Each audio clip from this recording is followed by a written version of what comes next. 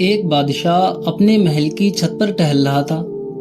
ٹہلتے ٹہلتے اس کی نظر قریب ہی گھر کی چھت پر پڑی، جہاں ایک خوبصورت حسین و جمیل عورت کپڑے سکھا رہی تھی۔ اس نے اپنے خادم سے پوچھا کہ یہ کس کا گھر ہے اور یہ کس کی بیوی ہے؟ خادم نے جواب دیا کہ یہ آپ کے غلام فیروز کا گھر ہے اور یہ بیوی بھی اسی کی ہے۔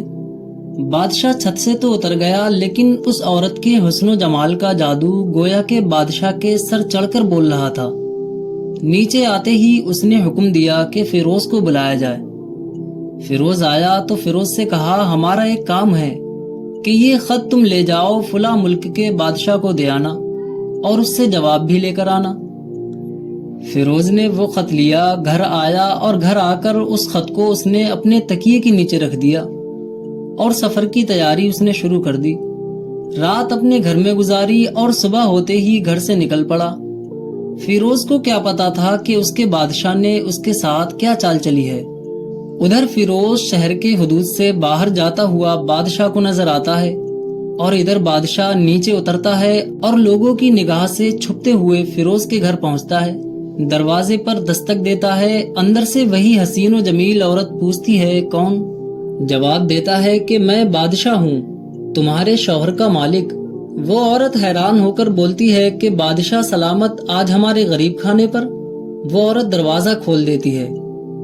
بادشاہ اندر داخل ہوتا ہے تو وہ عورت پوچھتی ہے کہ بادشاہ سلامت کا آج ہمارے گھر پر آنے کا مقصد کیا ہے؟ تو بادشاہ کہتا ہے کہ میں آج تمہارے گھر پر تمہارا مہمان بن کر آیا ہوں۔ وہ عورت کہتی ہے کہ مجھے آپ کے آنے میں خیر نظر نہیں آتی ہے۔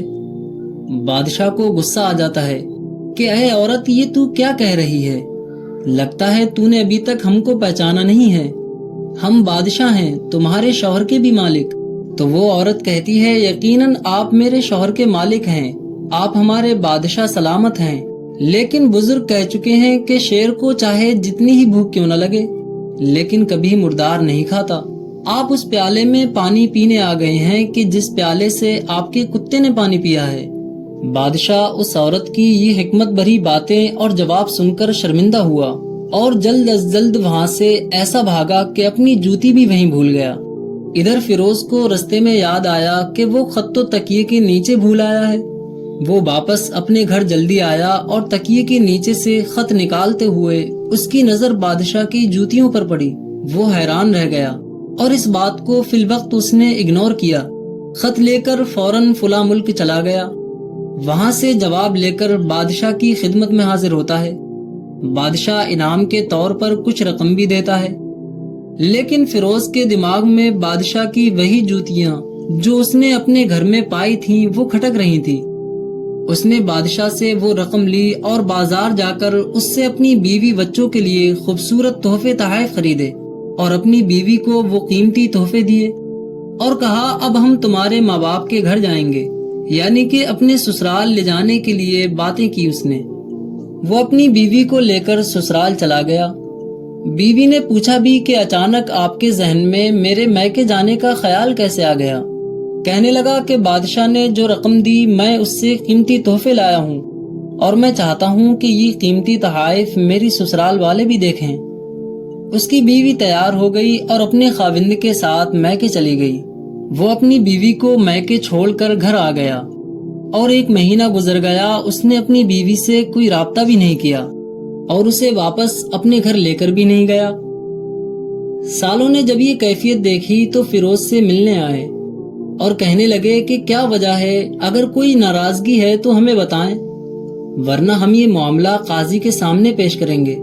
تو فیروز نے کہا کہ تم چاہو تو یہ معاملہ قاضی کے پاس لے جا سکتے ہو۔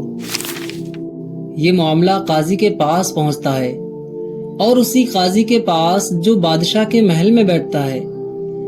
قاضی صاحب یہ فیصلہ سن رہے ہوتے ہیں، ادھر وہ بادشاہ بھی موجود ہوتا ہے جو ٹیک لگا کر بیٹھا ہوا ہے۔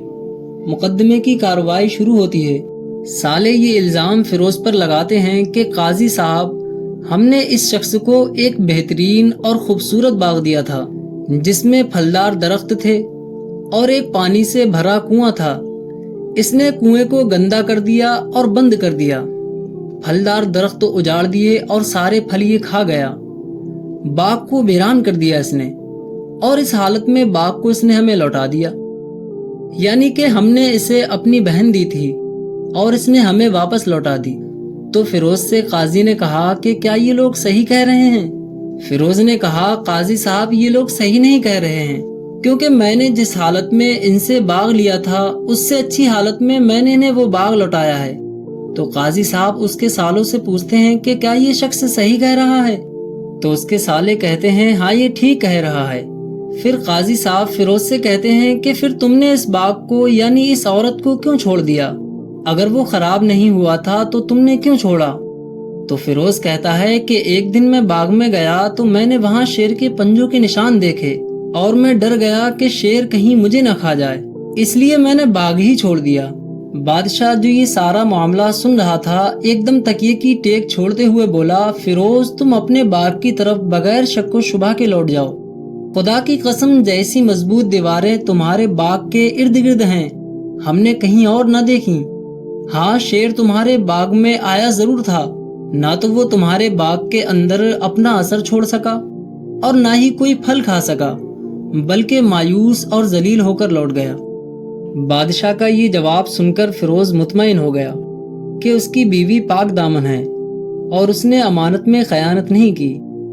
آپ نے دیکھا کہ کس طرح معاملے کو پوشیدہ رکھا گیا ہے کہ باغ کی مثال دے کر بھائیوں نے قاضی سے بات کی، نہ قاضی کو پتہ چلا اور نہ ہی کسی اور کو پتہ چلا۔ تو ہمیں بھی اپنے گھر والوں کے عیب نہیں اچھالنا چاہیے۔